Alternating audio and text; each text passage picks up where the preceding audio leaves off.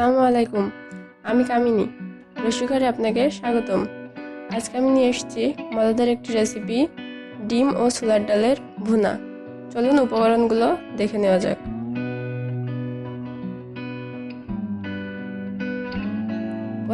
প্রথমে আমি নিয়েছি 1 কাপ ছোলার ডাল, 4টে ডিম,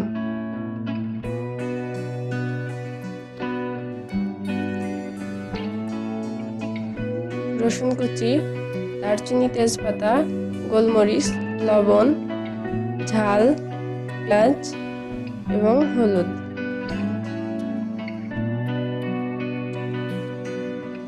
প্রথমে আমি কড়াইটি গরম করতে দিয়েছি এবং এতে 2 টেবিল চামচ পরিমাণ তেল দিয়ে দিচ্ছি।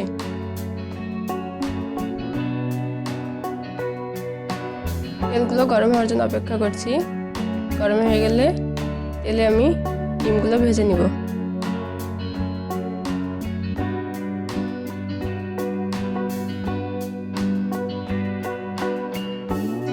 তেলটি গরম হয়ে গেছে, তেলের ভিতরে ডিমগুলো ছেড়ে দিচ্ছি। এবার ডিমগুলো আমি ভালো করে উল্টে পাল্টে ভেজে নিব যেন লালচে কালার আসে। আপনারা যে যেমন কালারের ডিম ভাজি পছন্দ করেন সেইভাবে আছে ভেজে নেবেন।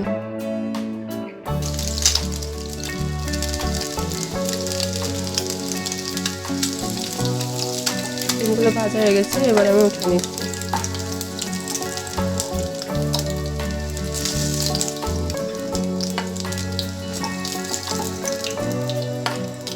এই তেলের ভিতরে এবার আমি 3টি দারচিনি, 1টি তেজপাতা এবং গোলমরিচগুলো দিয়ে দিচ্ছি। এখানে আমি 7-8টা গোলমরিচ নিয়েছি। এগুলো 5 সেকেন্ড মতো ভেজে নিয়ে বাকি মশলাগুলো দিয়ে দিব।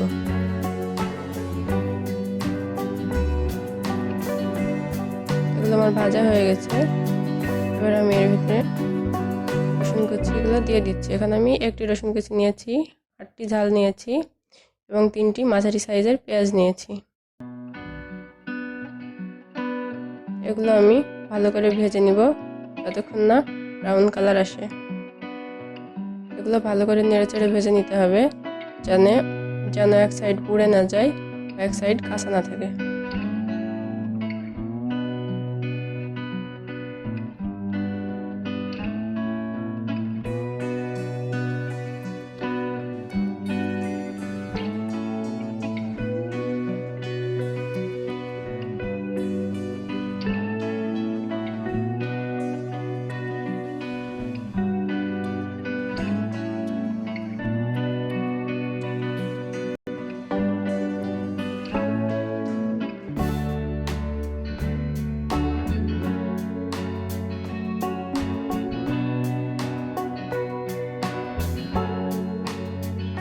এগুলো আমার ভাজা হয়ে গেছে, এবার আমি এর ভিতরে বাটা মশলাগুলো দিয়ে দিব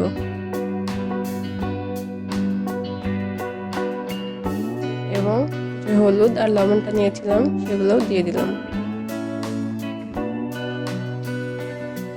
এখানে বাটা মশলা বলতে আমি নিয়েছি 1 টেবিল চামচ জিরা এবং 1/2 টেবিল চামচ আদা।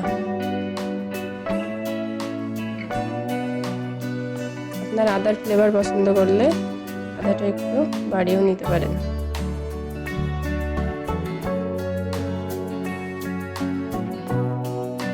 এবার আমি এতে অল্প একটু পানি দিয়ে দিব যাতে আমার মশলাটি পুড়ে না যায়। দিয়ে মশলাটি ভালো করে ভেজে নিব। আমি 2 মিনিট ধরে ভাজবো।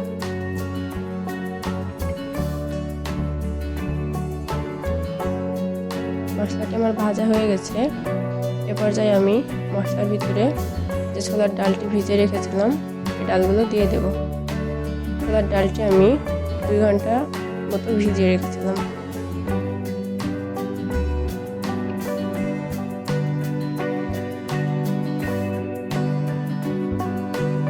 ডাল দিয়ে ডাল সহ মশলাটা আরো 2 মিনিট ভালো করে ভেজে নিব।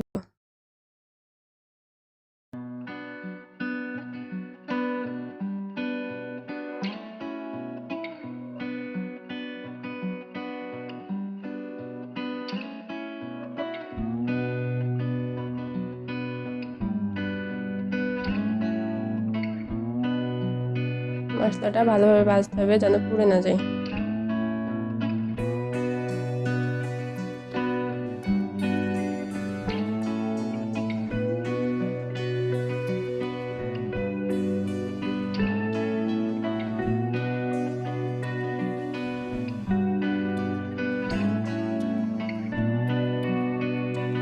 আমার ডাল ও মশলাটা ভাজা হয়ে গেছে। এবার আমি অল্প পানি দিব মশলা সহ ডালটি কষিয়ে নেবার জন্য।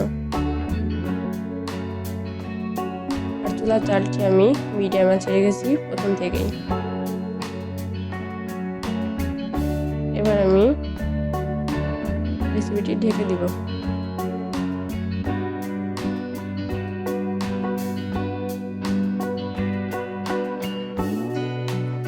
মাঝে মাঝে তুলে মিশ্রণটি নেড়ে দিতে হবে যেন নিচে পুড়ে না যায়।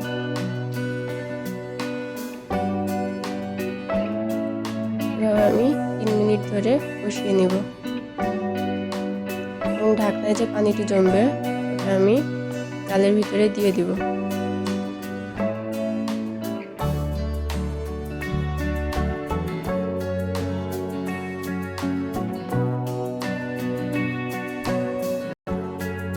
ডালটি আমার কষানো হয়ে গেছে, দেখুন সমস্ত পানি শুকিয়ে গেছে।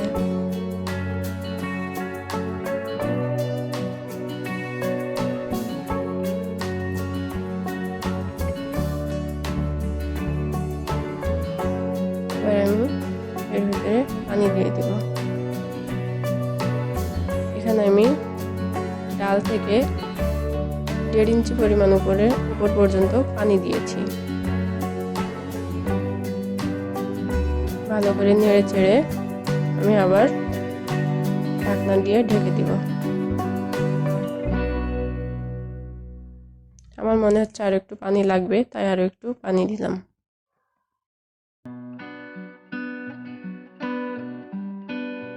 আমি পুরো রান্নাটাই ঢাকনা দিয়ে ঢেকে করব। আর এই সুযোগে ডিমটিও কেটে নেব। ডিমটিকে আমি 4 ভাগে ভাগ করে নিয়েছি। আমার কাছে মনে হয় ডিমটি 4 টুকরো করে নিলে তরকারিটা দেখতে বেশি সুন্দর লাগে আর স্বাদটাও ভালো হয়। তরকারিটা মাঝে মাঝে আমি নেড়ে দেব এবং যখন পানিটা ফুটে যাবে তখন আমি তেজপাতা ও দারচিনিগুলো উঠিয়ে নেব, যাতে তরকারিটা দেখতে সুন্দর লাগবে। এবং পানি দেওয়ার পরে তরকারিটা হালকা কালচে হয়ে আসতে পারে, এতে ভয় পাবার কিছু নেই, কিছুক্ষণ পরে আবার সুন্দর কালার এসে যাবে। দেখুন পানিটা আমার প্রায় কমে এসছে। এ পর্যায়ে আমি ডিমগুলো দিয়ে দিব। ডালটাও আমার সিদ্ধ হয়ে গেছে।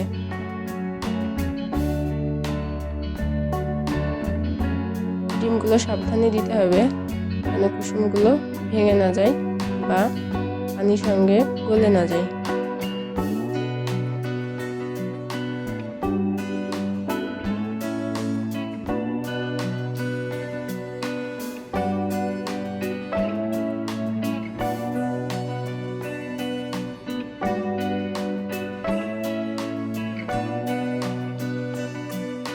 ডিমগুলো দেওয়ার পরে আমি আলতোভাবে নেড়ে ডিমগুলো পানিতে ডুবিয়ে দিব।